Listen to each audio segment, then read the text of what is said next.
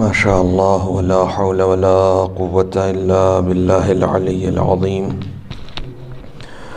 حسبنا الله ونعم الوكيل، نعم المولى ونعم النصير. أعوذ بالله السميع العليم من الشيطان اللعين الرجيم.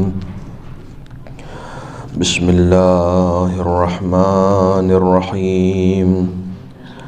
الحمد لله الذي جازي كل صانع ورايش كل قانع وراحم كل ضارع ومنزل المنافع والكتاب الجامع بالنور الساطع، وهو للدعوات سامع وللكربات دافع وللدرجات رافع وللجبابرة قامع، فلا إله غيره ولا شيء يعدله، ليس كمثله شيء وهو السميع البصير اللطيف الخبير، وهو على كل شيء قدير. والصلاة والسلام والتحية والإكرام على السيد الأنام الذي سمي في السماء أحمد وفي الأرض أبي القاسم محمد.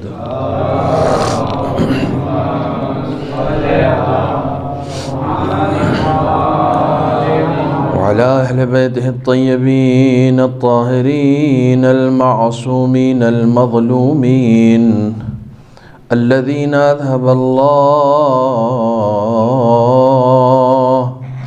عنهم الرجس وطهرهم تطهيرا.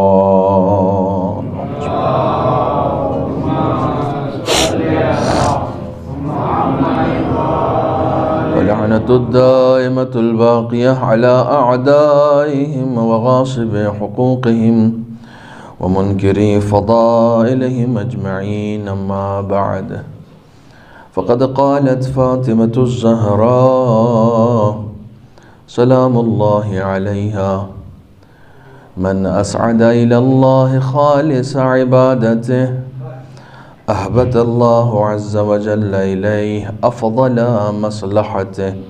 صلوات پڑھیں محمد و آل محمد.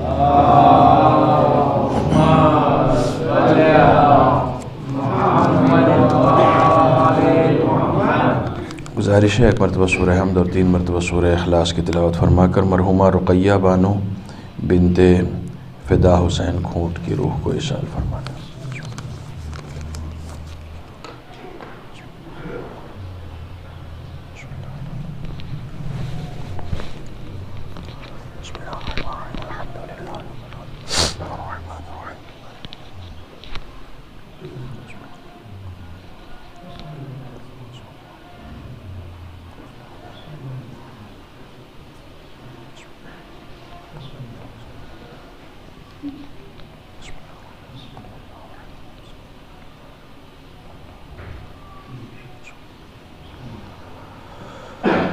صلوات پڑھنے محمد و آل محمد.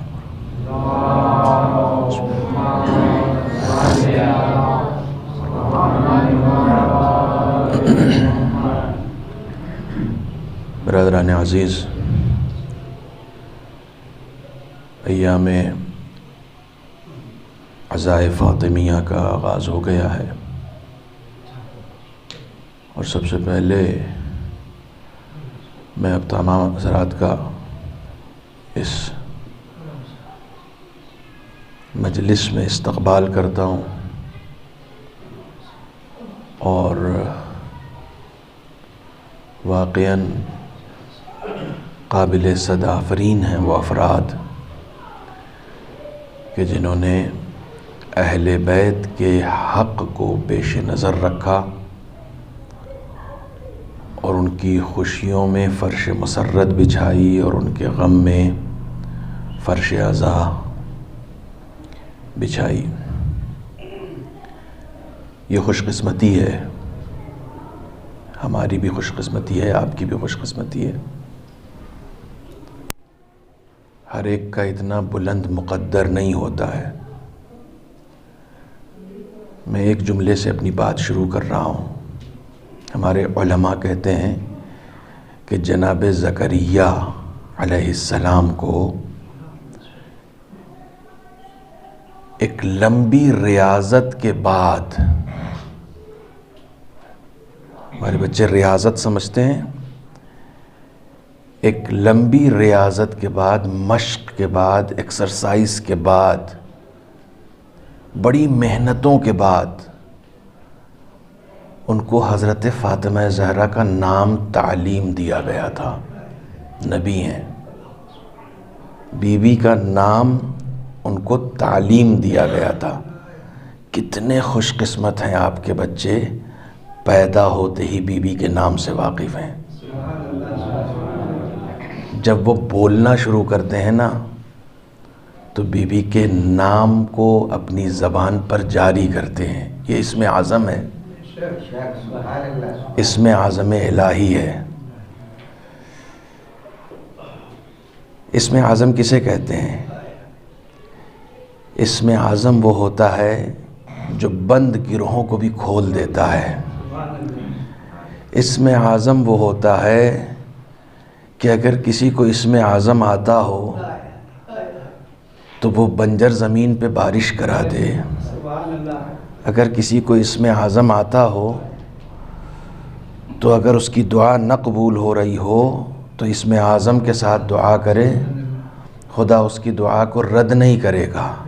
نہیں، مجھے جملہ بولنے دیجئے، اور یہ جملہ اس وقت آیا ہے، فوراً آیا ہے، سن لیجئے۔ وہ اسم اعظم جو بندوں کے کام آئے وہ خدا کے ہیں، وہ اسم اعظم جو خدا کے کام آئے وہ فاطمہ کے ہیں۔ یہ وہ نام ہے جو خدا کے کام آتا ہے، منتخب کیا ہے۔ سرکار دو عالم میں بلا کیا لکھے، مدح سرکار دو عالم میں بلا کیا لکھے، بولا قرآن مدثر لکھے تاہا لکھے،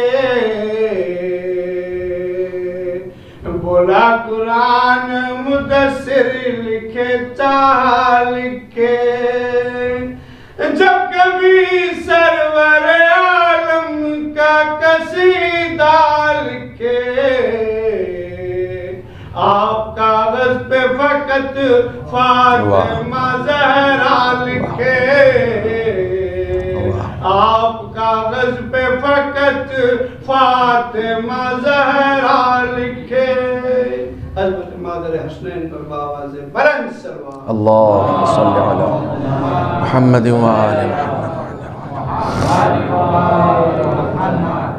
جو لوگ باہر بیٹھے ہیں اب اندر آ جائیں، اور مولانا بھی میرے خیال میں باہر ہی بیٹھ گئے ہیں چپکے سے، ان کو بھی اندر لے کر آ جائیں آپ لوگ۔ مولانا کو بھی اندر لے آئیں اور آپ لوگ بھی اندر آ جائیں، اندر آ جائیں۔ سامنے میرے رہیں گے، آپ کا نورانی چہرہ میں دیکھتا رہوں گا۔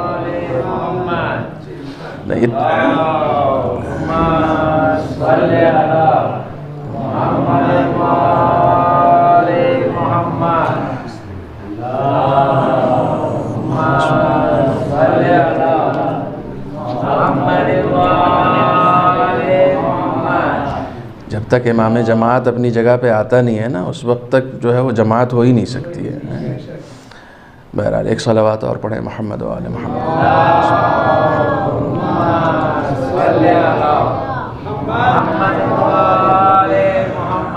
ہم اور آپ بہت خوش قسمت ہیں کہ اس نام سے واقف ہیں۔ یہ نام اسم اعظم الہی ہے۔ آپ تصور کر سکتے ہیں کہ جہاں نبیوں کو 900 سال کی زندگی دی گئی، ہزار سال کی زندگی دی گئی، وہاں خدا بند عالم ایک ایسا اگزامپل اس دنیا میں رکھتا ہے کہ 18 سال کی مختصر زندگی مگر اتنی بابرکت، اتنی بابرکت کہ قیامت تک اگر کوئی خدا کا سجدہ کر رہا ہے تو سجدہ کرنے والے کی گردن پر اس 18 سال کا احسان ہے۔ قیامت تک اگر کوئی خدا کی توحید کا کلمہ پڑھ رہا ہے تو کلمہ پڑھنے والے کی زبان پر اس 18 سال کی زندگی کا احسان ہے۔ قیامت تک اگر کوئی اپنی نجات کا سامان فراہم کر رہا ہے تو اس کی نجات کے اوپر احسان ہے حضرت فاطمہ زہرا کی 18 سال کی زندگی کا۔ کتنی بابرکت زندگی ہے، کتنی بابرکت زندگی ہے۔ خدا وند عالم کیلو کے حساب سے ثواب نہیں دیتا ہے، خدا وند عالم کوالٹی کے اعتبار سے ثواب دیتا ہے۔ کانٹیٹی معیار ہی نہیں ہے، تم نے کتنا دیا، تم کتنا جیے، یہ معیار نہیں ہے، کیسے جیا۔ جناب فاطمہ زہرا سلام اللہ علیہا کی زندگی کا جب آپ مطالعہ کریں گے تو جو بہت موٹی موٹی چیزیں ہیں میں وہ بتانے آیا ہوں، بہت موٹی موٹی سامنے کی چیزیں کہ آپ اپنی زندگی میں جو سب سے زیادہ چیزیں ملحوظ رکھتی تھیں، پیش نظر رکھتی تھیں، مد نظر رکھتی تھیں، ٹارگیٹڈ جو چیزیں تھیں آپ کی زندگی میں، اس میں سب سے پہلی چیز یہ تھی کہ ہر کام میں یہ تلاش کرتی تھی کہ خدا راضی ہوگا کہ نہیں ہوگا۔ ہر کام میں چکی بھی پیسنا ہے نا تو خدا راضی ہوگا کہ نہیں ہوگا، نظر جھکانی ہے تو خدا راضی ہوگا یا نہیں ہوگا، نظر اٹھانی ہے تو اس میں بھی یہ دیکھتی تھی کہ خدا راضی ہوگا۔ ہر زندگی کے ہر کام میں پیش نظر صرف یہ رہتا تھا کہ خدا راضی ہو جائے۔ دیکھیے میں بابرکت زندگی کیوں کہہ رہا ہوں، 18 سال کی ایسی بابرکت زندگی جس کے ہر سانس میں بی بی نے صرف اس بات پر توجہ دی کہ خدا راضی ہوگا یا نہیں ہوگا، خدا نے انعام کیا دیا۔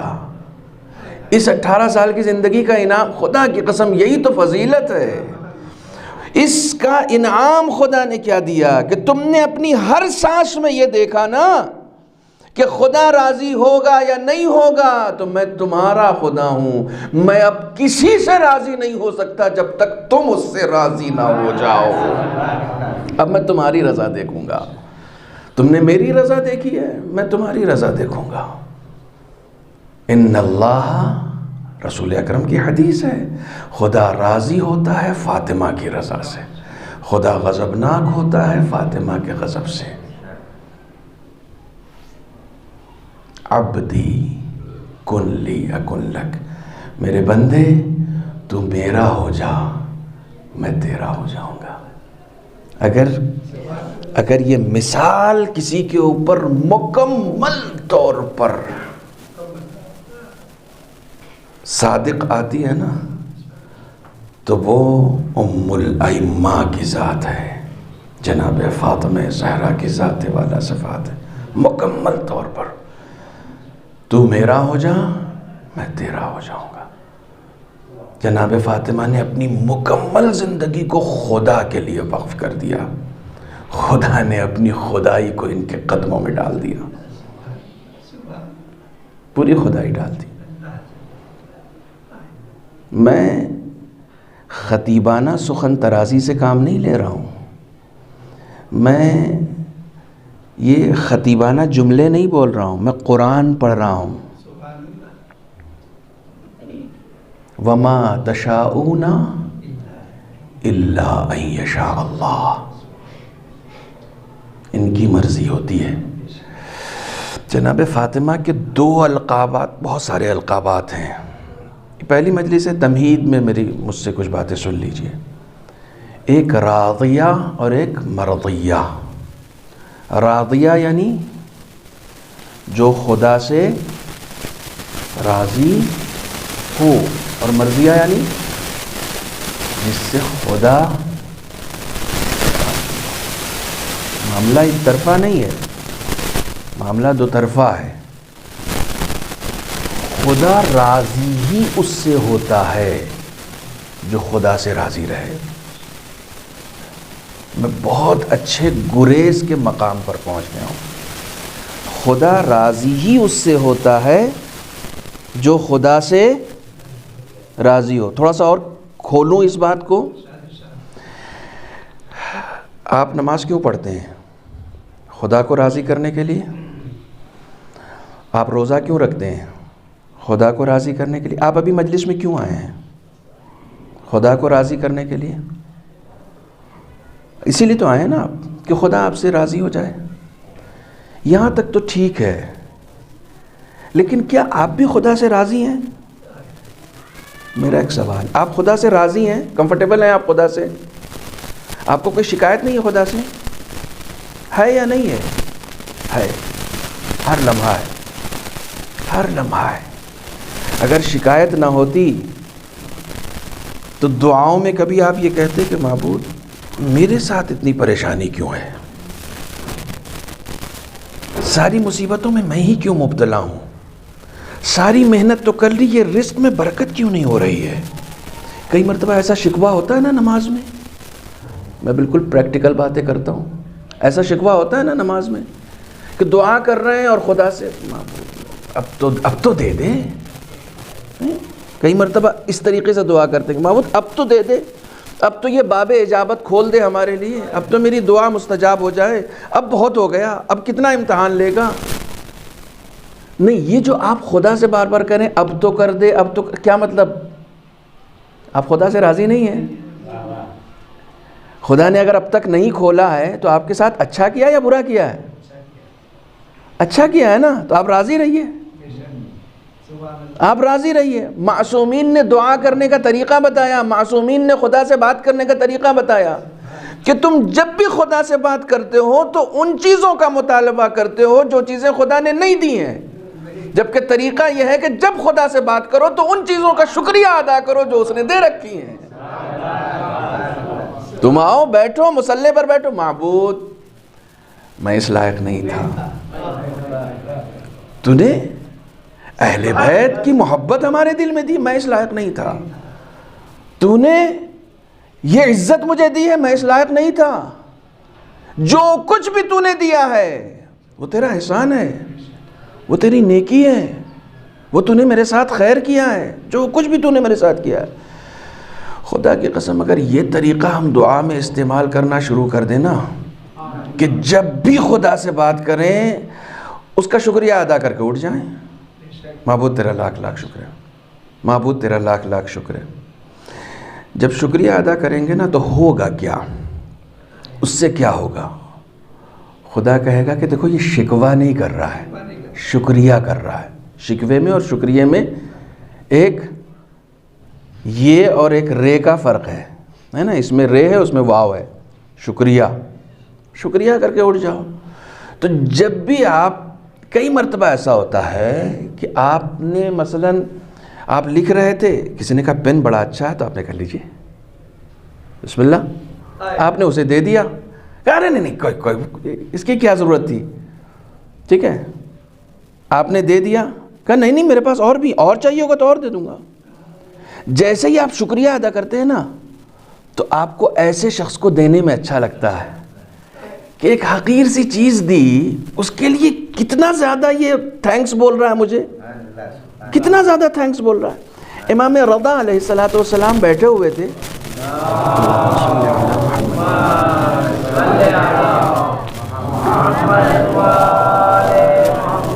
ایک شخص آیا، کہنے لگا کہ مولا بڑا مفلوق الحال ہوں، بہت مفلوق الحال ہوں، یعنی بہت غریب ہوں، بہت نادار ہوں،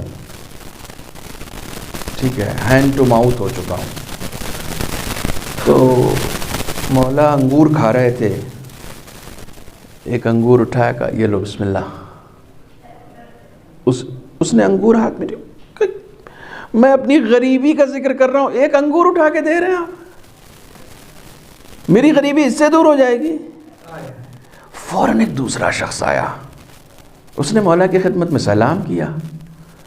مولا نے پوچھا کیسے احوال ہیں؟ اس نے کہا خدا کا شکر ہے. مولا نے ایک انگور اسے بھی اٹھا کے دیا.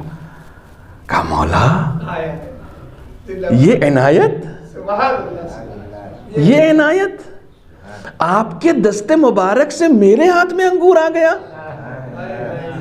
یہ کتنی برکت ہے اس میں۔ مولا نے ایک پورا گچھا اٹھایا، کہا لو، کہا مولا وہی میرے لیے بہت تھا، میرے لیے تو وہی تبرک ہے جو آپ نے ایک دانہ دیا ہے، میرے لیے وہی تبرک ہے، آپ نے یہ پھر اتنی بڑی عنایت کر دی۔ مولا نے وہ پوری ٹوکری اٹھائی جس میں وہ انگور رکھا تھا، کہا لو لو لو پکڑو۔ وہ بڑا حیران ہو گیا، مولا آپ مجھے شرمندہ کر رہے ہیں، میرے پاس شکریہ کے الفاظ نہیں ہیں، میں کس طریقے سے آپ کا شکریہ ادا کروں۔ مولا نے غلام کو بلایا، کہا جس باغ سے یہ انگور آئے ہیں وہ باغ اس کے نام کرو۔ وہ حیران ہو گیا۔ اچھا ایک مانگنے والا کھڑا ہوا ہے ابھی، ایک شکوہ کرنے والا کھڑا ہوا ہے ابھی، دیکھو شکریہ کرنے والے کو ملتا جا رہا ہے اور شکوہ کرنے والا دیکھتا جا رہا ہے، یہ کیا ہو گیا؟ ٹھیک ہے، اسے ملتا جا رہا ہے۔ جب اسے دے دیا، باغ اس کے نام کر دیا، اس نے ہاتھ جوڑ لیا، کہا آقا میں بہت شرمندہ ہو رہا ہوں۔ کہا شکریہ ادا کرنا چھوڑ دو ورنہ میری عطا میں کوئی کمی نہیں ہوگی۔ اور اس کے بعد پھر مولا نے آیت پڑھی قرآن کی، لَإِن شَكَرْتُمْ لَأَزِيدَنَّكُمْ، اگر تم شکریہ ادا کرو گے تو ہم اور بڑھاتے جائیں گے۔ مولا نے کہا جب بندے کا یہ حال ہے تو آقا کا کیا حال ہے؟ شکریہ ادا کرو، طریقہ خدا سے لینا سیکھو، خدا سے لینا سیکھو، جو دیا ہے اس پر راضی رہو۔ بات یہ تھی، جو دیا ہے اس پر راضی رہو۔ راضی نہیں بھی رہو گے تو اس کی صحت پہ کوئی فرق پڑنے والا نہیں ہے۔ راضی رہ کے اپنی بندگی ثبت کرو، راضی رہ کے اپنی بندگی کے معیار کو بلند کرو، ٹھیک ہے؟ نہیں بھی رہو گے تو اس کے اوپر کوئی فرق نہیں پڑنے والا، اس کے اوپر کوئی چیخ چلا کے کہاں جائے گا۔ مولا کائنات دعائے کمیل میں فرماتے ہیں این الفرار من حکومتک، اس کی حکومت سے کہاں بھاگ کے جاؤ گے؟ کہیں نہیں جا سکتے۔ راضی رہو گے تب بھی، نہیں رہو گے تب بھی اس کی صحت پہ کوئی اثر نہیں پڑنے والا، لیکن رہو گے تو وہ خوش ہوگا کہ نہیں یہ مجھ سے راضی ہے، یہ مجھ سے راضی ہے۔ بڑا مرحلہ ہے یہ بڑا مرحلہ ہے۔ بی بی کے القابات میں سے ایک لقب یہ ہے، آپ راضیاں ہیں، خدا سے راضی ہیں، خدا سے راضی ہیں۔ دیکھیے یہ میں آج موضوع سمجھانے کی کوشش کر رہا ہوں پہلی مجلس میں، تاکہ میں آئندہ 4 دنوں میں اس موضوع پر بات کر سکوں۔ ابھی ریسنٹلی آپ نے بہت زیادہ دن نہیں ہوئے، اب تو دن ایسے گزرتے ہیں صاحب کہ سال گزر جاتا ہے لگتا ہے 1 مہینہ گزرا ہے، سمجھے آپ، اس تیزی کے ساتھ دن گزر رہے ہیں۔ تو ریسنٹلی ابھی آپ مجھے بہت سن چکے ہیں، لیکن اب میں ایک خاص مجلس کے لیے آیا ہوں، اور یہ شرف ہے میرے لیے، یہ مقام ہے میرے لیے کہ خدا نے ایک مرتبہ پھر سے توفیق دی ہے۔ رہبر حفظہ اللہ تعالی فرماتے ہیں کہ ہم سال بھر کا رزق جو ہے وہ انہی ایام فاطمیہ کی مجلسوں سے لیتے ہیں۔ رہبر کو ضرورت نہیں ہے سال بھر کے رزق کی، وہ بانٹتے ہی اتنا ہیں کہ ان کے اپنے گھر میں اتنی ضرورت نہیں ہے، اپنے گھر میں ان کی زندگی بڑی فقیری میں گزرتی ہے۔ یہ سال بھر کا رزق امت مسلمہ کے لیے مانگتے ہیں، یہ سال بھر کا رزق جو ہے وہ اس قوم کے لیے طلب کرتے ہیں جو قوم عزاداری حضرت فاطمہ زہرا برپا کرتی ہے، اور لیتے ہیں، اور واقعی لیتے ہیں، سمجھے آپ؟ تو رزق صرف مال تھوڑی ہوتا ہے، خیر کی توفیق بھی رزق ہے، نیکیوں کی توفیق بھی رزق ہے، حق پرستی بھی رزق ہے۔ یہ سال بھر کا رزق جو ہے، آپ آئے ہیں ان مجلسوں میں، کنیکٹ رہیں، رابطے میں رہیں، کائنات کی اس ہستی کی مجلس میں آئے ہیں جس کے لیے خدا نے کہا ہے کہ اگر فاطمہ نہ ہوتی تو میں نہ رسول کو خلق کرتا اور نہ علی کو خلق کرتا۔ اور اس سے پہلے وہ بتا چکا ہے کہ رسول کو پیدا نہ کرنا ہوتا تو میں پوری کائنات نہ بناتا، پوری کائنات رسول کے صدقے میں، لیکن رسول آتے ہی نہیں اگر ذات فاطمہ نہ ہوتی۔ وَلَوْلَا فَاطِمَةَ لَمَا خَلَقْتُكُمَا، آپ دونوں کو خلق نہیں کرتا۔ بہت بڑی بات ہے. خدا علی سے یہ کہے کہ اگر فاطمہ نہ ہوتی تو آپ کو نہیں خلق کرتا. خدا رسول سے یہ کہے کہ فاطمہ نہ ہوتی تو آپ کو بھی نہیں خلق کرتا. یہ 18 سال کی بابرکت زندگی ہے. مختصر سی زندگی اور اتنی بابرکت زندگی کہ قیامت تک اس کی برکتیں ہر ایک کے شامل حال رہیں گی. ہر ایک کے، ہمہ شمہ سب کے. اور یہی نہیں ہے کہ آپ نام لیوا ہیں تو آپ کو برکت مل رہی ہے. نہ، جو نام لیوا نہیں ہے، خداوند عالم صرف اپنے سجدہ کرنے والوں کو رزق نہیں پہنچاتا ہے، جو اس کے منکر ہیں ان کو بھی رزق پہنچاتا ہے. وہی حال اس گھرانے کا بھی ہے. وہی حال اس گھرانے کا. میں پہلی مجلس ہے اس لیے میں چاہ رہا ہوں کہ ذرا سا میں موضوع سمجھا سکوں. ہم سب کے سب بلاؤں میں مبتلا ہوتے ہیں، سب کے سب. کوئی ایسا نہیں ہے کہ جس کے اوپر بلائیں نازل نہیں ہوتی ہیں. یہ بلائیں، یہ آزمائشیں، یہ مصیبتیں جو ہمارے اور آپ کے اوپر نازل ہوتی ہیں، میں پھر سے ایک بار ریکویسٹ کر رہا ہوں، یہ وہ سبجیکٹ ہے جو عام طور سے ہمارے ہاں ممبروں پر اسے موضوع نہیں بنایا جاتا ہے. میں کوشش کرتا ہوں ایسے سبجیکٹ پر بات کروں جن سبجیکٹ سے روزمرہ کا ہمارے نوجوانوں کا لینا دینا. روزمرہ ایک پریشانی اس کو ہوتی ہے، وہ فوراً خدا سے کہتا ہے معبود یہ پریشانی کیوں آ گئی مجھے. کہتے ہیں نا، میں تو حدیث کیسا بھی کرتا ہوں، میں تو مجلس بھی کرتا ہوں، میں تو نماز بھی پڑھتا ہوں، میں تو مومن بھی ہوں، میں تو فلاں بھی ہوں، میں تو میرے ساتھ ایسا کیوں ہو گیا. دیکھیے، یہ جتنی بھی پریشانیاں، یہ جتنی بھی بلائیں انسان کے اوپر نازل ہوتی ہیں نا، ان کے بہت سارے اسباب ہیں. ان میں سے ایک سبب تو خود میں ہوں. میرے اوپر کوئی مصیبت آئی، اس کا سبب میں ہوں. پہلے مرحلے میں میں اتنی تیز گاڑی چلا رہا تھا کہ ایکسیڈنٹ ہونا ہی تھا، تو میں ہی سبب تھا نا. یہ جو مصیبت میرے اوپر نازل ہوئی ہے، اس کا سبب میں تھا، اس کا سبب خدا نہیں ہے. ہاں، اس کے اذن سے ہی ہوتا ہے سارا کام، لیکن وجہ میں تھا. لیکن ایک مرتبہ آپ کی کوئی غلطی نہیں ہوتی، کوئی غلطی نہیں ہوتی. اگر آپ ایک دکاندار ہیں تو آپ نے جس چیز کی دکان ہے اس میں ساری کوالٹیاں اپنے اندر بھر رکھی ہیں، اپنی دکان کے اندر ساری ویرائٹیز بھر رکھی ہیں. کوالٹی بھی اچھی ہے اس کی اور ویرائٹیز بھی ساری ہیں آپ کے پاس، سب کچھ ہے آپ کے پاس. بہت اچھی سیل ہو رہی تھی، اچانک رک گئی. آپ کا کوئی ہاتھ نہیں ہے اس میں، آپ کا کوئی ہاتھ نہیں. آپ کا کیا ہاتھ رہے گا؟ ابھی پچھلے مہینے تو آپ نے مثلا 1.5 لاکھ کی سیل کی تھی، اس مہینے آپ جو ہے 50,000 کی بھی سیل نہیں کر پائے. آپ کا کیا ہاتھ ہے اس میں؟ اس میں آپ کا کوئی رول تھوڑی. آپ کے مال کمی ہو گئی، آپ نے دکان دیر سے کھولی نہیں، آپ جیسے کھول رہے تھے ویسے ہی کھول رہے ہیں. پچھلے مہینے زیادہ یا اس مہینے کم ہو گیا، آپ شکوہ کرنے بیٹھ گئے. یہ اور بات ہے کہ جب پچھلے مہینے زیادہ آیا تھا تو آپ نے شکر نہیں کیا تھا، لیکن اس مہینے جب کم ہوا تو آپ خدا سے شاکی ہو گئے. یہ کیا ہو گیا؟ ابھی تک تو اچھا چل رہا تھا. تو اچھا چل رہا تھا تو بھول کیوں گئے تھے؟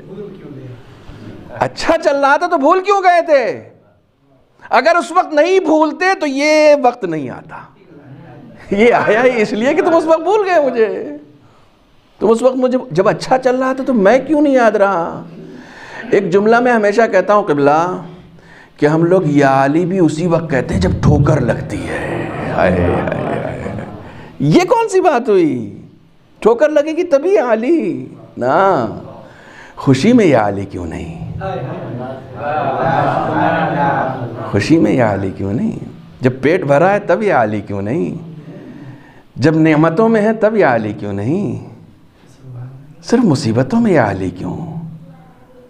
یہی حال خدا کا بھی ہے، یہی حال خدا کا بھی ہے. اسی وقت زیادہ یاد آتا ہے جب ہم مصیبتوں میں ہوتے ہیں. وہ یہ چاہتا ہے جب تم نعمتوں میں رہو تب مجھے یاد رکھو. ٹھیک ہے؟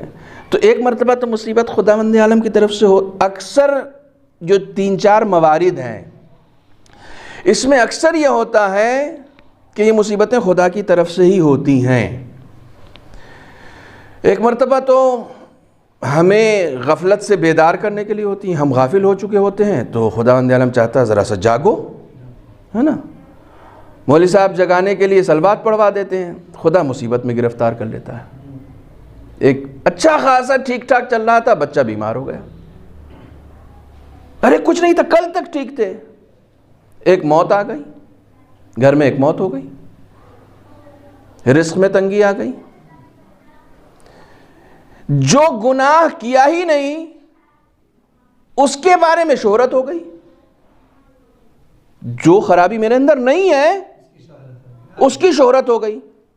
معبود یہ گناہ تو میں نے کیا ہی نہیں ہے، میں اس طرح کا تو ہوں نہیں، پھر میرے بارے میں لوگ ایسی ایسی باتیں کیوں کرتے ہیں؟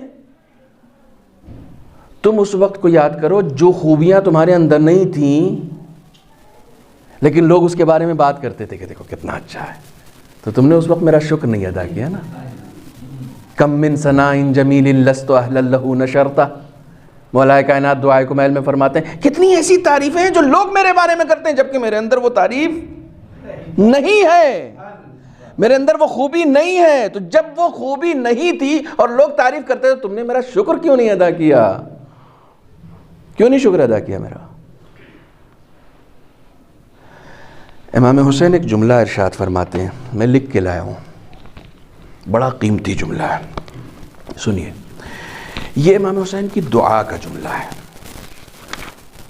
اللہم، بہت ہی ٹف ٹاپک ہے یہ، میں اس کے اوپر بات کر رہا ہوں، بہت ہی ٹف ہے لیکن میں بات کروں گا انشاءاللہ، ایک اچھی منزل تک آپ کو لے کر چلوں گا۔ اللہم لا تستدرجنی بالاحسان ولا تؤدبنی بالبلا۔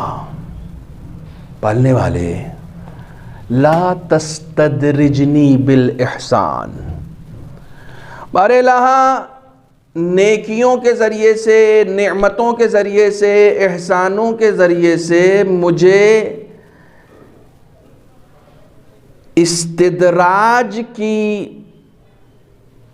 اب میں اس کو کس طریقے سے کہوں کہ چکر میں نہ ڈالنا۔ استدراج خدا وند عالم کی طرف سے کی ایک سنت ہے، استدراج خدا وند عالم کی طرف سے ایک مہلت ہے کہ خدا وند عالم اپنے کسی گنہگار بندے کو، غور سے سنیے گا، خدا وند عالم اپنے کسی گنہگار بندے کو گناہ کرتے رہنے کے باوجود نعمتیں دیتا جاتا ہے۔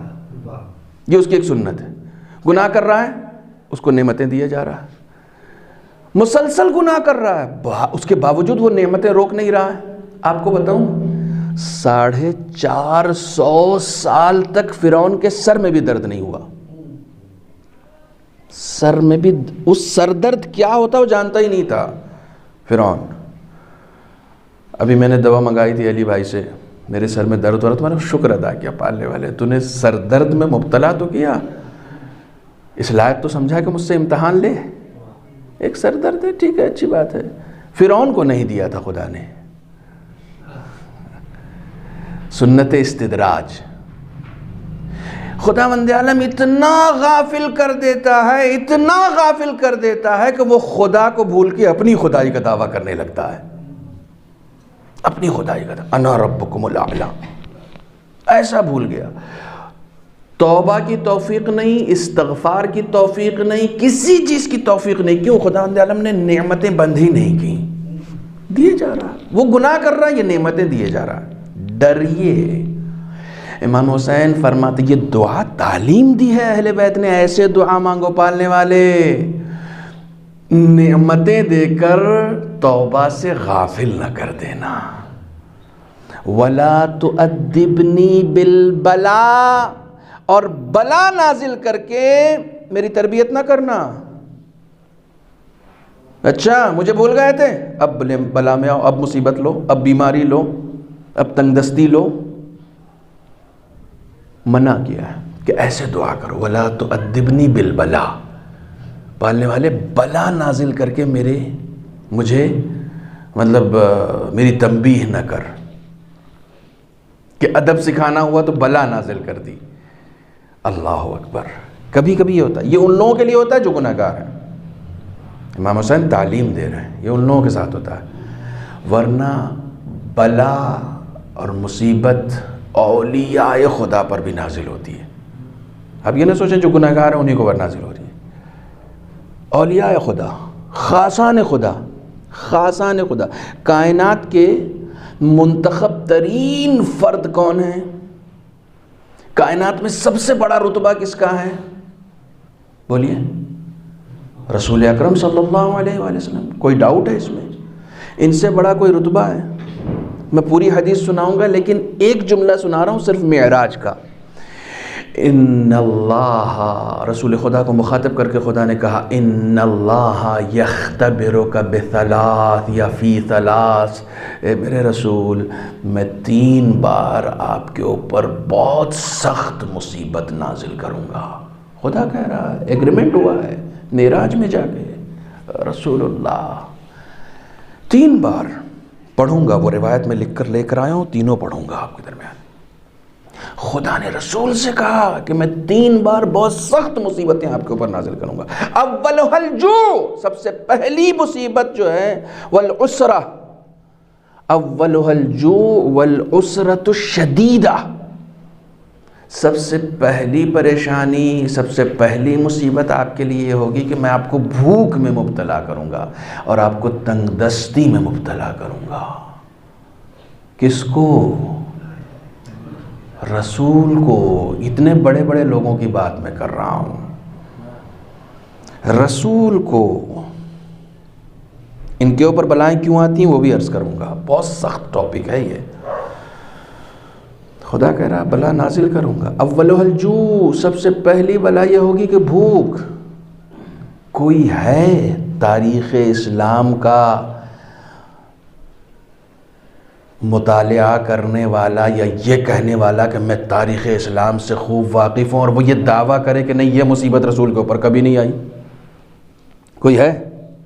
اگر نہ آتی تو شاب ابو طالب میں 3 سال تک کیوں رہنا پڑتا؟ کر سکتے ہو انکار؟ 3 سال تک چچا کے مال میں سے اور شاب ابو طالب میں ہوتا کیا تھا؟ ایک خورمے میں 2 لوگ کھاتے تھے. ایسی تنگ دستی تھی.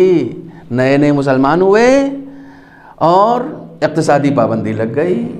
سب نے بزنس بند کر دیا ان کے ساتھ کہ نا نا نا نا نا بزنس تمہارے ساتھ نہیں ہوگا. کیوں؟ تم لا الہ الا اللہ کہہ رہے ہو، تم تو محمد رسول اللہ کہہ رہے ہو، تم تو خدا والے ہو گئے، تم نے ہمارے خداؤں کا انکار کر دیا، تمہارے ساتھ کوئی کاروبار نہیں ہوگا. اقتصادی پابندیاں وہیں لگتی ہیں جہاں کوئی خدا والا ہوتا ہے. پھر سے بولوں یہ جملہ، اقتصادی پابندی اسی کے اوپر لگتی ہے جو خدا والا ہوتا ہے. کعبے کا متولی ہونا کمال نہیں ہے، خدا والا ہونا کمال ہے. خدا والا ہونا کمال ہے. تمہارے ساتھ تو ساری دنیا کاروبار کر رہی ہے. ایک ہی ملک ہے جس کے اوپر بار بار اقتصادی پابندی لگ رہی ہے. اس کا مطلب یہ ہے کہ دشمنوں کی نگاہ میں خدا والا وہی ملک ہے. اسی لیے تو پابندی لگ رہی ہے، بار بار اقتصادی پابندی، بار بار اقتصادی پابندی لگ رہی ہے. پریشانیاں ہیں، پریشانی. آپ خدا والے ہیں تو آپ کے ساتھ پریشانیاں ہیں، لیکن اس دنیا ہی میں ہیں. بس جو ہیں وہ اسی دنیا میں. اور یہ دنیا تو گزر جانی ہے اور اتنی جلدی ختم ہو جائے گی کہ پتہ بھی نہیں چلے گا. بہت سارے لوگوں کی ختم ہو گئی، انہیں پتہ بھی نہیں چلا. انہیں ختم ہونے کے بعد پتہ چلا ارے اتنی جلدی گزر گئی، اے کاش اس وقت یہ کام کر لیا ہوتا ہم نے. تو یہ تو گزر جائے گا. آپ کی تربیت کے لیے ہے یہ سارا مرحلہ، آپ کی تربیت کے لیے. بھوک، کیسی بھوک؟ میں ایک نمونہ عرض کروں. روٹی کا ایک ٹکڑا جناب فاطمہ زہرا سلام اللہ علیہا ایک ٹکڑا لے کر جنگ احد میں گئیں. جنگ ہو رہی تھی، پہنچیں، رسول خدا کو بلایا. بابا، رسول خدا آئے، بیٹھے، روٹی کا ٹکڑا چھپا کے بابا کے ہاتھ میں، بابا یہ لے لیجئے. تو رسول خدا کی آنکھوں میں آنسو آ گئے. کہا بیٹا، منذ یومین کی لفظیں ہیں روایت میں. مولانا سے پوچھئے اس کا مطلب کیا ہوتا ہے؟ کہا بیٹا 2 دن سے کچھ نہیں کھایا تھا. بہت اچھا ہوا تم لے آئی. تو بی بی نے سر جھکا کے کہا کہ بابا گھر پہ میرے بھی نہیں ہے، بچوں کے حصے میں سے تھوڑا سا لے آئی ہوں.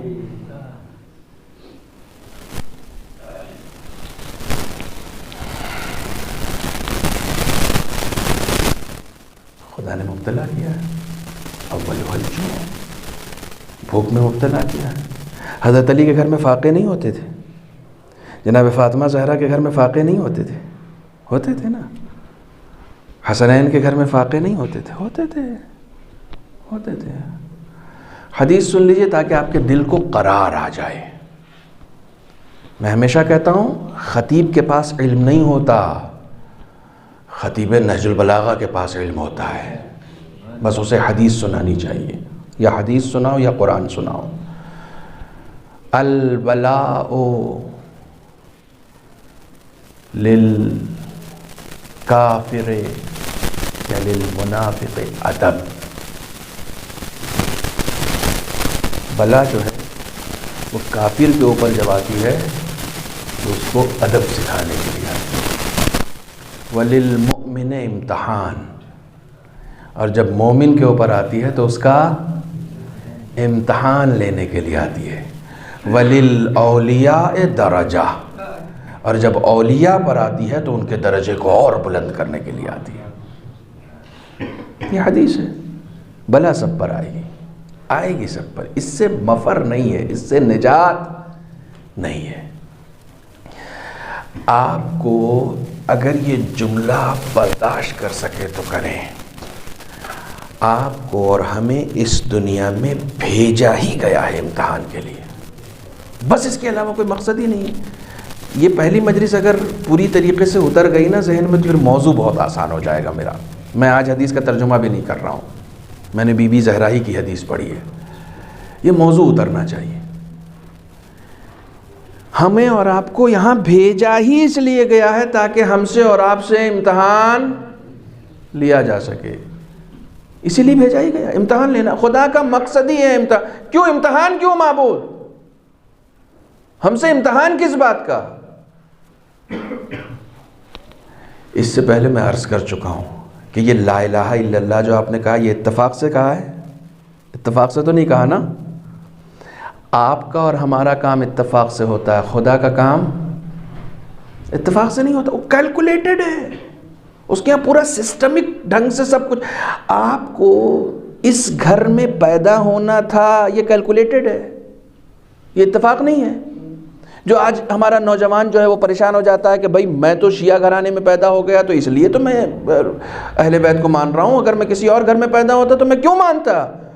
تو تم کسی اور گھر میں پیدا ہی کیوں ہوتے؟ تم نے وہاں کہا تھا نا اشہد ان علی ولی اللہ، کیونکہ جب تم پیدا ہوئے تھے، جب خدا نے تم کو پیدا کیا تھا تو تم سے اقرار لیا تھا، تو جب وہاں تم نے اقرار کیا تھا اس لیے تم کو اس گھر میں پیدا کیا، اتفاق سے نہیں پیدا کیا ہے۔ تم نے وہاں اقرار کیا تھا کہ نہیں میں علی کو مانوں گا۔ اتفاق سے کوئی علی والا نہیں ہوتا، اقرار سے ہوا کرتا ہے۔ اور خدا امتحان لینے کے لیے اس لیے بھیج رہا ہے کہ جب اقرار کر لیا ہے زبان سے تو اب عمل سے ثابت کر کے دکھاؤ کہ تم علی والے ہو، اس لیے امتحان لیں گے۔ تم نے کہا کہ میں علی والا ہوں، تم نے کہا میں فاطمہ والا ہوں، روز محشر ایک منادی ندا دے گا این الفاطمیون، فاطمہ والے کہاں ہیں؟ ایام فاطمیہ میں مجلس منعقد کرنے والے کہیں گے لبیک، میں ہوں فاطمہ والا۔ کیا کیا فاطمہ کے لیے؟ ان کی مجلس میں درس حاصل کرنے کے لیے گیا، ان کے بچوں کی مجلسیں منعقد کیں، ان کے اوپر ایمان لایا، ان کو فالو کیا، ان کو اپنا نمونہ عمل بنایا۔ این الفاطمیون، فاطمہ والے کہاں ہیں؟ اللہ اکبر، بہت بڑا مرتبہ ہے۔ اس لیے خدا امتحان لے گا کہ تم نے دعویٰ کیا تھا، تم نے اشہد ان علی ولی اللہ کہا تھا، ثابت کر کے دکھاؤ۔ تم نے ان تمام اولیاء خدا کا کلمہ پڑھا ہے، اب میں امتحان لوں گا، تو ایک مقصد غفلت سے بیدار کرنے کے لیے ہے بلا نازل ہونے کا مطلب، بلا کا مطلب بھی امتحان ہی ہوتا ہے، اور دوسرا مقصد امتحان ہے۔ اگر بلا نازل ہو رہی ہے تو خدا اندر چیک کرنا چاہ رہا ہے۔ میں قرآن کی آیت پڑھوں، احسب الناس ان یترکوا ان یقولوا آمنا وهم لا یفتنون، یہ قرآن ہے سورہ عنکبوت کی بظاہر بالکل دوسری آیت، شروع ہی میں سورہ عنکبوت یہیں سے شروع ہوتا ہے، بسم اللہ الرحمن الرحیم، الف لام میم، احسب الناس ان یترکوا ان یقولوا آمنا وهم لا یفتنون۔ کیا لوگ یہ سوچتے ہیں کہ ہم چھوڑ دیے جائیں گے کیونکہ ہم ایمان لے آئے ہیں، وَهُمْ لَا يُفْتَنُونَ، اور ہم ان سے امتحان نہیں لیں گے؟ خدا کہہ رہا ہے ہو ہی نہیں سکتا ہے. صرف ایمان لے آئے تم، کلمہ پڑھ لیا تم نے، ہم تم کو چھوڑ دیں گے؟ نہیں، تم امتحان دو، پہلے تم امتحان دو کہ ہاں تم واقعی علی والے ہو، تم واقعی ایمان لے آئے. پہلے امتحان دو. کیسا امتحان؟ امتحان لینے کا طریقہ اس کا اپنا ہے، اس کا اپنا امتحان لینے کا طریقہ ہے. وہ جانتا ہے کس سے کون سا امتحان لینا ہے. ہر ایک سے امتحان الگ الگ طریقے سے لیا جاتا ہے. اس نے کچھ کوشچن جو ہیں وہ آؤٹ کیے ہیں. یہ جو امتحان ہم سے ہوگا، دیکھیے آپ سب لوگ پڑھے لکھے ہیں، کچھ اسکول کی حد تک، کچھ کالج کی حد تک، کچھ یونیورسٹی کی حد تک. امتحان تو ہر جگہ ہوتا ہے نا، لیکن آپ کے دل میں ایک دغدغہ ہوتا ہے کہ پتہ نہیں سر کیسا امتحان لیں گے. تو آپ جا کے بار بار پوچھتے ہیں سر کیسا ہوگا امتحان، کیا آئے گا امتحان میں. تو کچھ نہ کچھ جو اچھا استاد ہوتا ہے وہ ہنٹ دے دیتا ہے، یہ سب دیکھ لینا، یہاں سے پوچھ سکتے ہیں، یہاں سے آ سکتا ہے، یہاں سے آ سکتا ہے نا. جو بڑا امتحان ہوتا ہے وہ صرف ریٹن میں نہیں ہوتا ہے، اس کے بعد وائیوا بھی ہوتا ہے نا. وائیوا کیوں ہو رہا ہے؟ کہ ریٹن میں تو سب ایک جیسے لیے جائیں گے نا. توجہ نہیں کیا.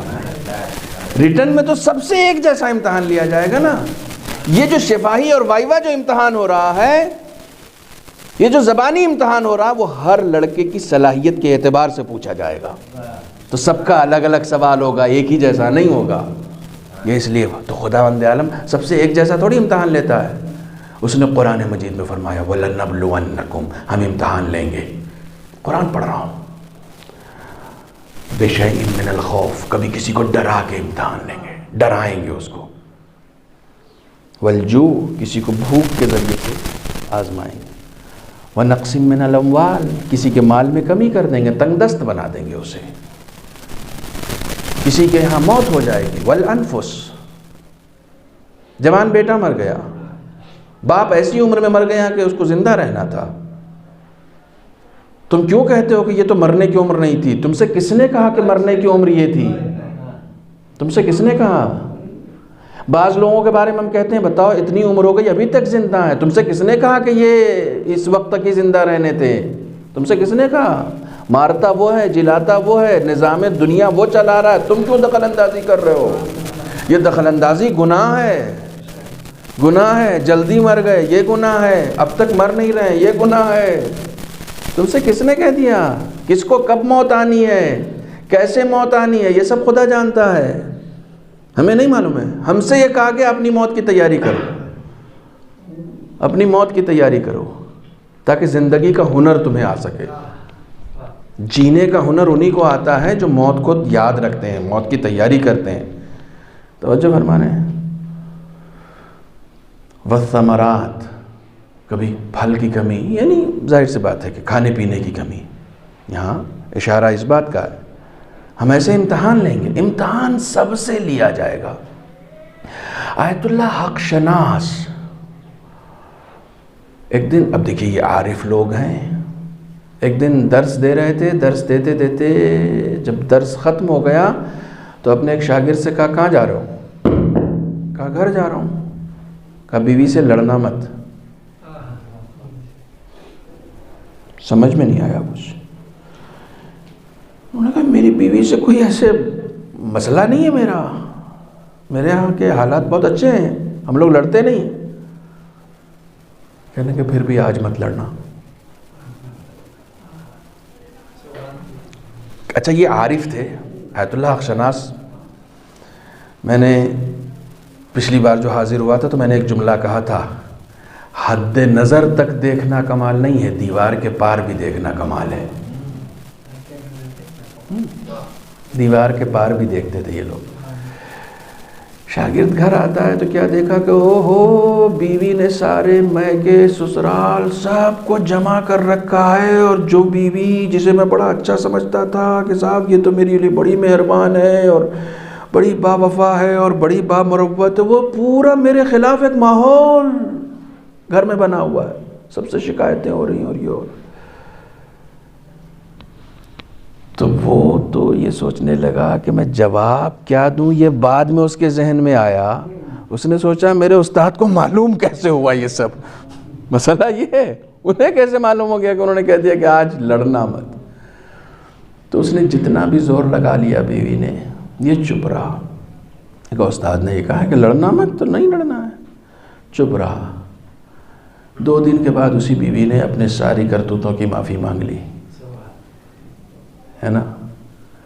تو کئی مرتبہ ایسا ہوتا ہے کہ اس کا جو امتحان تھا نا، وہ امتحان جب کوئی انسان اچھے استاد کا انتخاب کرتا ہے، توجہ فرمائیے گا، جب انسان کسی اچھے استاد کا انتخاب کرتا ہے تو وہ اس کے لیے پیپر کو آؤٹ کر دیتا ہے کہ تمہارا یہاں پر امتحان ہونے والا تھا، جاؤ اب جا کے امتحان دو. اور جو استاد کے کہنے پر عمل کرتا ہے وہ اس امتحان میں کامیاب ہو جاتا ہے. عام دنیا کے استاد پیپر حل کرا دیتے ہیں، جو اہل بیت کے کہنے پر چلے گا، جو ہدایت کے لیے آئے ہی ہیں، ان کی باتیں اگر پیش نظر رکھے گا تو اس کے لیے بھی سارے امتحان آسان ہو جائیں گے، سارے امتحان آسان ہو جائیں گے، اس کے لیے کوئی مسئلہ نہیں رہے گا.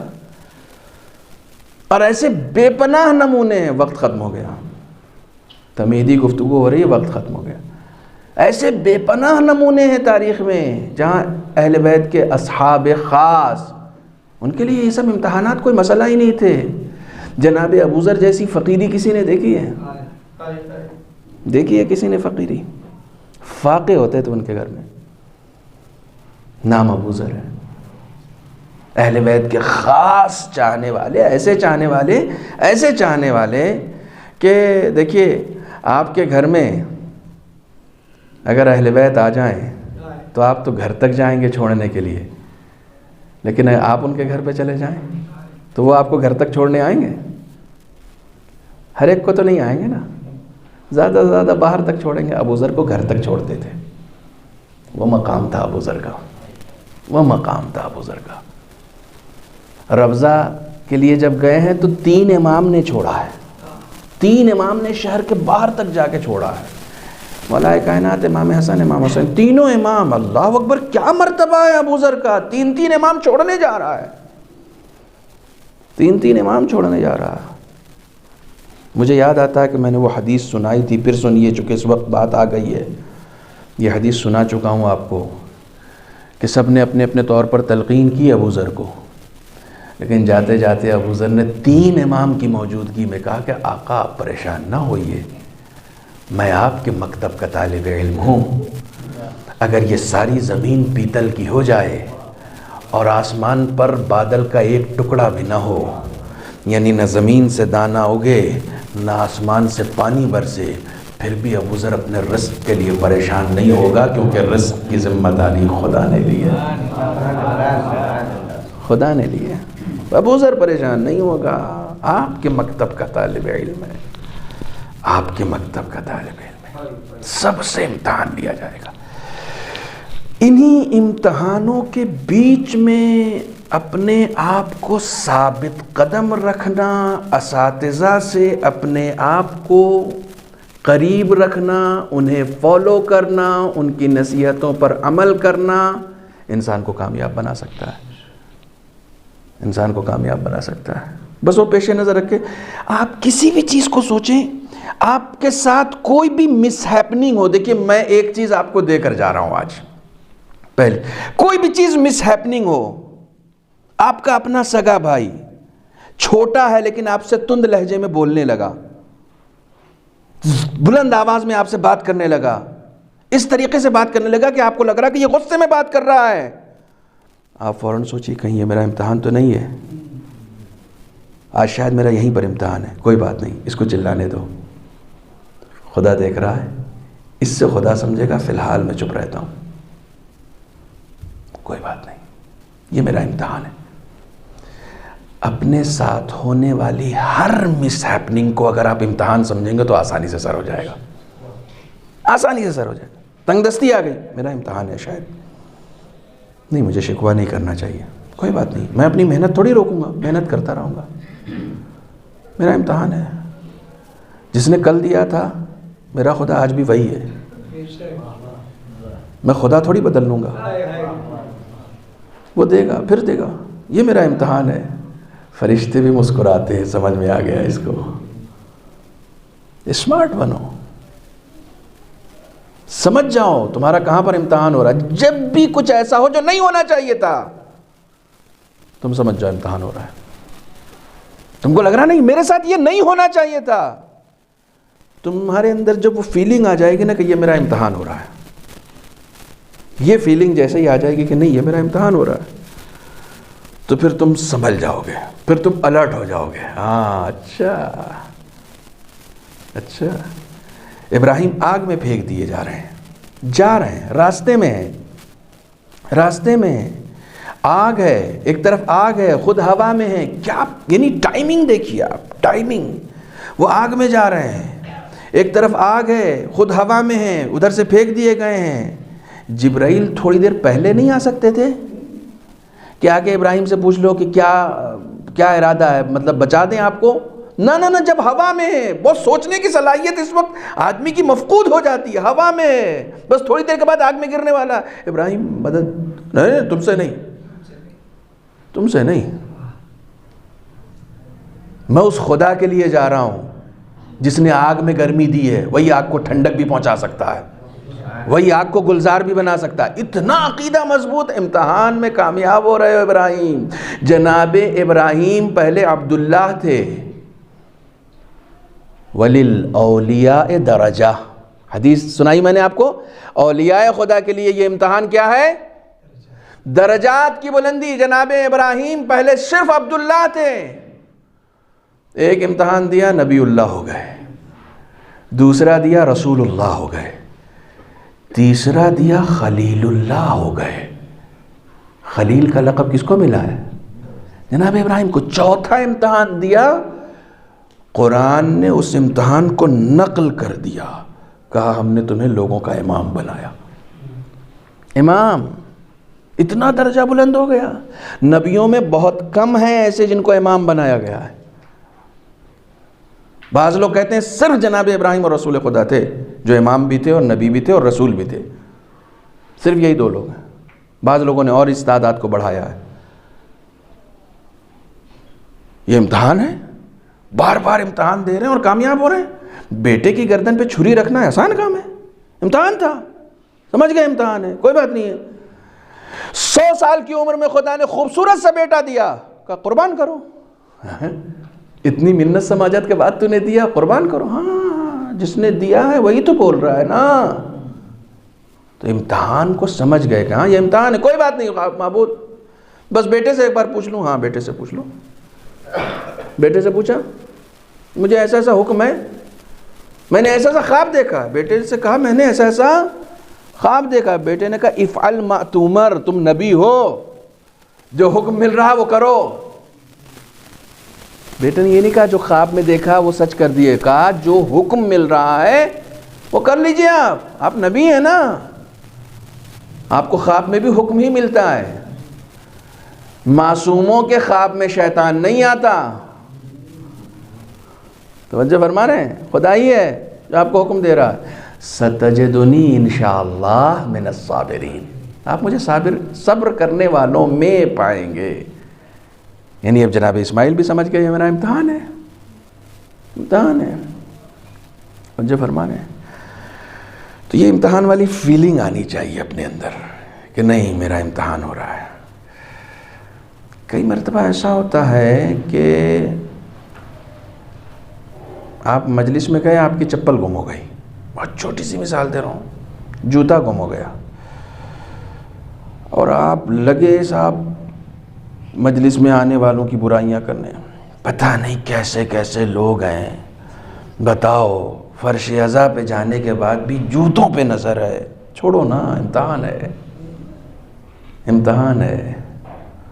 شکر مناؤ کہ مجلس میں گئے تھے تو گم ہوا، ورنہ سنیما ہال سے بھی گم ہو سکتا تھا. شکر مناؤ، اچھی جگہ سے گم ہوا ہے، اچھی جگہ سے. ایک خیر کرنے کے لیے گھر سے نکلے تھے، خدا نے اسی راستے میں تم سے ایک امتحان بھی لے لیا. کوئی بات نہیں ہے. کون سا جوتا لے کے پیدا ہوئے تھے؟ ارے خدا ہی نے تو دیا تھا، ایک جوتے کے لیے اتنا کیوں مر رہے ہو؟ پھر دے دے گا۔ اگر یہ یقین نہیں رکھو گے کہ وہ پھر دے دے گا اور اس کے لیے جزا و فضا کرو گے، لوگوں کو برا بھلا کہو گے، تو ایک تو جوتا غائب بھی ہوا، بعد میں جوتا کھانے کا کام بھی کر رہے ہو۔ رہنے دو، ہو گیا ہو گیا، چھوڑو۔ ایک مثل عربی میں بہت، انگریزی میں جملہ بہت زیادہ بولتے ہیں، ٹیک اٹ ایزی۔ ہر چیز کو ایزی لینے کے لیے، مصیبتوں کی بات کر رہا ہوں، ہر چیز کو ایزی مت لیجئے گا۔ نماز کا وقت ہو گیا، ٹیک اٹ ایزی، نہ یہاں نہیں چلے گا۔ نماز کا وقت ہو گیا، نماز پہ آؤ۔ کوئی بھی مصیبت، کوئی بھی مس ہیپننگ آپ کے ساتھ ہوئی، ٹیک اٹ ایزی، کوئی بات نہیں، یہ وقت گزر جائے گا، یہ وقت گزر جائے گا۔ مجھے معاف کیجیے گا، میرا پورا 1 گھنٹہ ہو گیا۔ میں کوشش بانیان مجلس سے کہوں گا کہ کوشش کریں کہ مجھے 9:30 پہ ممبر مل جائے، تاکہ مجھے تھوڑا سا وقت اور کھل کے مل سکے، اور اس میں زیادہ سے زیادہ انشاءاللہ اس موضوع کو پہنچا سکوں۔ رسول خدا سے خداوند عالم نے معراج پر فرمایا، ان اللہ یختبرک فی 3۔ اے میرے حبیب، آج اس تمہیدی گفتگو کو سن لیجئے، کل سے انشاءاللہ میں آپ کی خدمت میں اصل موضوع کو بیان کروں گا۔ اے میرے حبیب، خدا 3 مقامات پر آپ سے سخت ترین امتحان لے گا۔ یہ روایت کہاں سے لے کر آیا ہوں میں آپ کو بتا دوں۔ آج سے 1100 سال پہلے ایک کتاب لکھی گئی جس کا نام ہے کامل الزیارہ، ابن بابویہ کی۔ شیخ صدوق، ان کے دادا بھی ابن بابویہ تھے، خود شیخ صدوق کو بھی ابن بابویہ کہا جاتا ہے، سمجھے؟ اور شیخ صدوق وہ ہیں جو امام زمانہ کی دعا سے پیدا ہوئے ہیں، ایک ایسی پرسنالٹی۔ انہوں نے اپنی کتاب میں اس روایت کو درج کیا ہے، تو ہلکے میں مت لیجئے گا اس کو۔ کوئی چھوٹی کتاب سے یہ روایت نقل نہیں کر رہا ہوں کہ معراج پہ جو خدا نے بلایا تھا نا، وہاں پر خدا نے یہ فرمایا تھا کہ اللہ 3 مقامات پر تم سے امتحان لے گا، میرے حبیب تم سے امتحان لے گا۔ اولها الجوع والاسرة الشدیدہ فی نفسک وعلی اہلک، علی نفسک وعلی اہلک۔ یہ آپ کے ساتھ بھی ہوگا اور آپ کے اہل و عیال کے ساتھ بھی ہوگا۔ سب کو تنگ دستی میں خدا مبتلا کرے گا، سب کو بھوک میں مبتلا کرے گا۔ میں ایک بات بار بار کہہ رہا تھا، سن لیجئے، پہلی مجلس میں میں کیا کیا بتاؤں کہ میں کسی چیز سے گزرنا نہیں چاہ رہا ہوں، اس کو انشاءاللہ کل میں آپ کی خدمت میں عرض کروں گا، آج وقت زیادہ ہو گیا ہے۔ کہ ان مصیبتوں کے بعد 3 طرح کے کیریکٹر سامنے آتے ہیں، وہ انشاءاللہ کل، ٹھیک ہے، وہ کل۔ آج اس روایت کا صرف ایک حصہ اور سن لیجئے، اور اسی حصے میں مصیبت بھی ہے۔ پہلی مصیبت جناب فاطمہ زہرا کی خدا نے پڑھی ہے۔ پہلے مصائب، سب سے پہلے مصائب جناب فاطمہ زہرا کی کس نے پڑھے ہیں؟ خدا نے پڑھے ہیں، وہ سنا رہا ہوں آپ کو۔ اولها الجوع والاسرة الشدیدہ علی اہلک علی نفسک و اہلک، آپ کے اہل و عیال کے ساتھ بھی اور آپ کے ساتھ بھی پہلی پریشانی یہ آئے گی۔ رسول نے ارشاد فرمایا کہ یا رب قبلت، پالنے والے مجھے قبول ہے، وسلمت، میں سرنڈر کرتا ہوں، مجھے تسلیم ہے، کوئی بات نہیں، ورضیت، یہ لفظ یاد رکھیے گا، میں راضی ہوں، میں راضی ہوں۔ کہیں پر بھی یہ نہیں کہا وصبرت، میں صبر کروں گا، نہ، میں رضیت، تو دے گا نا مصیبت تو میں اس پر راضی ہوں، تو نے چنا ہے نا اس کام کے لیے، ٹھیک ہے، میں راضی ہوں۔ یہیں پر ایک حدیث اور سنتے چلیے، اور بہت مشہور حدیث ہے، بزرگوں کے لیے نہیں، ان چھوٹے چھوٹے بچوں کے لیے سنا رہا ہوں۔ تاریخ اسلام میں نبیوں کو بہت اذیتیں دی گئی ہیں، کسی کا آری سے سر کاٹا گیا ہے، کسی کو پیڑ سے باندھ کے سنسار کر دیا گیا ہے، کسی کو دوپارہ کر دیا گیا ہے، کسی کا سر قلم کر دیا گیا ہے، کسی کے جسم میں کیلیں ٹھوک دی گئی ہیں، پتہ نہیں کتنی شدت مصیبتوں کے ساتھ شہید کیا گیا نبیوں کو۔ اس فہرست میں رسول اکرم کہتے ہیں جتنی اذیت مجھے دی گئی ہے کسی کو نہیں دی گئی۔ آپ سوچ سکتے ہیں کتنی مصیبتیں ہیں جو ہے رسول اکرم کے لیے۔ دوسری مصیبت یہ خدا کہہ رہا ہے وَالتَّكْذِيب، تم کو جھٹلائیں گے لوگ، وَالْخَوْفُ الشَّدِيد، اور ایک یعنی شدید خوف تمہارے اوپر طاری ہوگا، یعنی خوف کے ذریعے سے بھی ہم تمہارا امتحان لیں گے۔ تمہیں جھٹلایا جائے گا، تمہارا خوف کے ذریعے سے امتحان لیں گے۔ جھٹلایا جائے گا مطلب کیا ہے؟ تمہیں جادوگر کہا جائے گا، تم کہو گے کہ میں اللہ کا نبی ہوں، تمہیں لوگ کہیں گے کہ یہ ساحر ہے، تمہیں لوگ کہیں گے معاذ اللہ کہ یہ مجنون ہے، دیوانہ ہے، تمہیں جھٹلایا جائے گا۔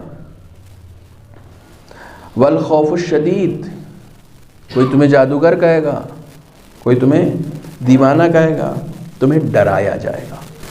اب اس کے بعد خدا بند عالم نے مصیبتیں پڑھنا شروع کی، یہ سب تو تمہارے ساتھ ہوگا، وَأَمَّا أَخُوكَ، لیکن تمہارے بھائی کے ساتھ علی ابن ابی طالب، اللہ اکبر، ان کے ساتھ ان کے حق کا انکار کیا جائے گا، ان کے گردن میں رسی کا پھندا ڈالا جائے گا، ان کی زوجہ کے سامنے انہیں گھر سے باہر نکالا جائے گا۔ رسول صلی اللہ علیہ وسلم سن رہے ہیں اور کہہ رہے ہیں کہ معبود میں راضی ہوں، میں راضی ہوں۔ اس کے بعد معلوم ہے خدا نے کہ روایت میں شیخ صدوق نے کیا نقل کیا، وَأَمَّا ابْنَتُكَ، لیکن تمہاری بیٹی کے ساتھ جو ظلم ہوگا، کیا تم اسے سننے کے لیے تیار ہو؟ تمہاری بیٹی کے ساتھ اب آپ سوچئے کہ شب معراج رسول خدا کو بیٹی پر ہونے والے ظلم کو خدا بیان کر رہا ہے، یہ ہوگا، یعنی سب سے پہلی مصیبت، سب سے پہلے مصائب جناب فاطمہ زہرا کے اگر کسی نے پڑھے ہیں نا تو وہ خدا نے پڑھے ہیں۔ اگر یہ مقام کسی کو مل رہا ہے، اگر یہ شرف کسی کو مل رہا ہے کہ اسے موقع مل رہا ہے کہ وہ بیوی پر ہونے والے ظلم کو بیان کر کے خود بھی رو رہا ہے، لوگوں کو رلا بھی رہا ہے، تو یقیناً یہ وہ کام ہے جو کام خود خدا نے کیا ہے۔ خداوند عالم رسول سے کہتا ہے وَابْنَتُكَ وَأَمَّا ابْنَتُكَ، لیکن تمہاری بیٹی فَتُظْلَمْ، اس کے اوپر ظلم کیا جائے گا، وَيُحْرَمْ، اور وہ محروم رکھی جائے گی، وَيُؤْخَذُ حَقَّهَا غَصَبًا، اور اس کے حق کو اس سے چھین لیا جائے گا۔ اللہ اکبر، ایک 18 سال کی بیٹی، رسول اکرم سے یہ بتایا جا رہا ہے کہ اس کے حق کو اس سے غصب کر لیا جائے گا، چھین لیا جائے گا۔ یہ بہت تفصیلی حدیث ہے، میں صرف 1-2 جملہ لکھ کر لے کر آیا ہوں، کیونکہ ظاہر سی بات ہے کہ اتنا زیادہ مجال سخن نہیں ہوتا، اور خاص طور سے مصائب کے باب میں اتنی تفصیل کے ساتھ اس کو ذکر نہیں کیا جا سکتا۔ یہاں تک کہ ایک آخری جملہ جو بہت غضب کا جملہ ہے، خدا نے رسول اسلام کے سامنے کہا وَتُضْرَبُ وَهِيَ حَامِلٌ، اسے اس وقت مارا جائے گا جب وہ حاملہ ہوگی، اسے اس وقت مارا جائے گا، اس کے اوپر گھر کا جلتا ہوا دروازہ اس وقت گرایا جائے گا جب وہ حاملہ ہوگی۔ اللہ اکبر، یہ پہلی مجلس ہے جو شب معراج ہو رہی ہے، مصائب پڑھنے والا خدا ہے، مصائب سننے والے رسول خدا ہیں۔ جیسے ہی خداوند عالم نے فرمایا کہ وہ اس وقت ماری جائے گی جب اس کے پیٹ میں بچہ ہوگا اور وہ بچہ شہید ہو جائے گا، تو اس وقت رسول اسلام کہتے ہیں انا للہ وانا الیہ راجعون، رضا بقضائہ وتسلیما لامرہ۔ الا لعنۃ اللہ علی القوم الظالمین وَسَيَعْلَمُ الَّذِينَ ظَلَمُوا أَيَّ مُنْقَلِبٍ يَنْقَلِبُونَ۔ بار خدایا ہماری اس مختصر سی عبادت کو قبول فرما۔ پالنے والے بحق زہرا و ابیہا و بعلہا و بنیہا، پالنے والے زہرا مرضیہ کا واسطہ، ان کے بابا کا واسطہ، ان کے شوہر کا واسطہ، ان کے بچوں کا واسطہ، پالنے والے ہم سب کے اندر دینی شعور بیدار فرما، ہمارے تمام گناہوں کو معاف فرما، ہمیں توفیقات خیر عطا فرما۔ معبود بحق محمد و آل محمد ہمیں ایسا بنا دے جیسا اہل بیت ہمیں دیکھنا چاہتے ہیں۔ معبود بحق محمد و آل محمد جو لوگ اس دنیا سے گزر چکے ہیں، خاص طور پر وہ جو لوگ یہاں شریک ہوئے ہیں، ان کے آباء و اجداد، ان کے دوست احباب چاہنے والے اس دنیا سے گزر چکے ہیں، جن کے پاس اب ایصال ثواب کے علاوہ کوئی ذریعہ نہیں، پانے والے آج کی اس مجلس کے ثواب کو ان تمام مرحومین کی روح کو ایصال فرما جن کے ورثاء آج اس مجلس میں شریک ہوئے ہیں، اور خاص طور پر وہ نام رقیہ بانو کیا جن کے لیے ہم نے ایصال ثواب کرایا، سورہ فاتحہ پڑھی، پانے والے ان کی روح کو ایصال فرما۔ بار الہ ہمارے والدین کی مغفرت فرما۔ پالنے والے بحق محمد و آل محمد ہم سب کو حج و زیارات سے مشرف فرما۔ پالنے والے بحق محمد و آل محمد امتحانات میں ثابت قدم رہنے کی توفیق عنایت فرما۔ پالنے والے ہم سب کے اندر امتحان دینے کا شعور پیدا فرما۔ بار الہ بحق محمد و آل محمد ہم سب کو ان بلاؤں سے محفوظ رکھنا جو بلائیں گمراہ کر دیتی ہیں۔ یہ مولا کائنات کی تعلیم کردہ دعا ہے، انشاءاللہ اسے بھی عرض کروں گا۔ بار الہ بحق محمد و آل محمد منتقم خون حسینی، منتقم حضرت فاطمہ زہرا سلام اللہ علیہا، سلطان زمان حضرت امام عصر کے ظہور میں تعجیل فرما۔